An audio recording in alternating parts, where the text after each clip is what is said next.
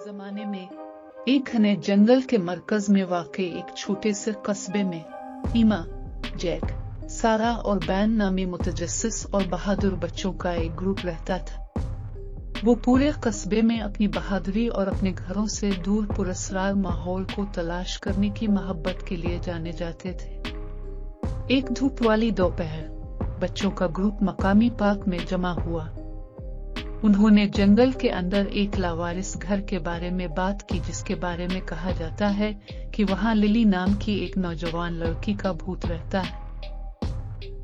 खौफनाक कहानी से मुतासिर होकर बच्चों ने खुद ही खौफनाक घर की छानबीन करने का फैसला किया। फ्लैश लाइट्स, खुराक और हिम्मत से भरे अपने बैग के साथ वो अपने खौफनाक मुहिम जोई पर रवाना हुए। जैसे जैसे वो जंगल की गहराई में दाखिल हुए, दरख्त लंबे होते गए और हवा ठंडी होती गई। माहौल खौफनाक हो गया और पत्तों के सरसराहट की आवाजें और दूर से सरगोशियों ने उनके कान भरे, लेकिन उनके अज़्म ने उन्हें आगे बढ़ा दिया।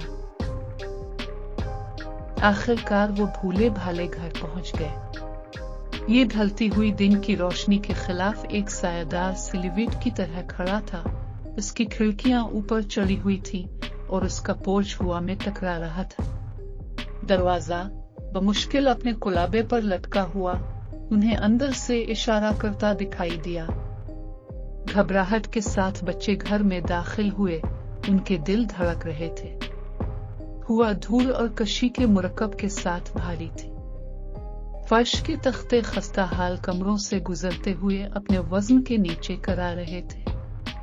अचानक उन्होंने हालों में से एक हल्की सी कहकहा सुनी।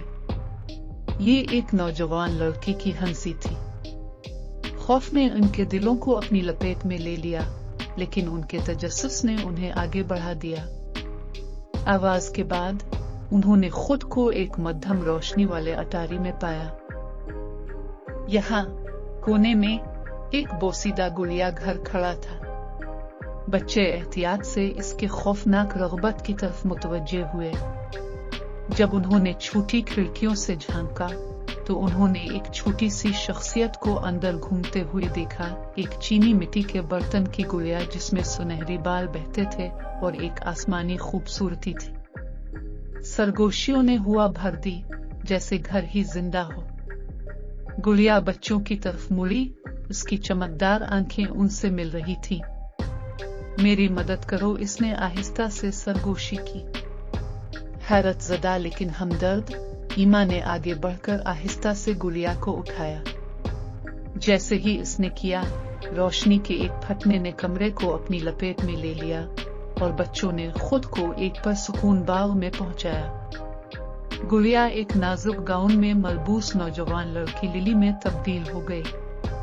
उसने वजाहत की कि वो बरसों से गुड़िया घर में फंसी हुई थी, आजाद होने की ख्वाहिश रखती थी। वो एक भूत बन चुकी थी, हमेशा के लिए घर में पाबंद सलासिल थी, जब तक कि किसी में इसे आजाद करने की हिम्मत ना हो। खौफनाक घर जो कभी मायूसी की जगह था, खुशी और हंसी की जगह में बदल गया। कस्बे के लोग बच्चों की बहादुरी और शफकत से मुतासिर होकर इकट्ठे होकर इस परेशान घर की तज़ीन और आराइश के लिए आए। उन्होंने दीवारों को खूबसूरत रंगों से पेंट किया, टूटी हुई खिड़कियों की मुरम्मत की। तब्दील शुदा घर खूबसूरत हेवन के नाम से जाना जाता है, एक जादुई जगह जहां बच्चे और खानदान तफरीह और जोशो खुरूश के लिए जमा हो सकते हैं। आने वाली नस्लें इन बहादुर बच्चों की कहानियां सुनकर खूबसूरत हेवन का दौरा करेंगी, जिन्होंने एक खौफनाक घर को ख्वाबों की पनाहगाह में तब्दील कर दिया था।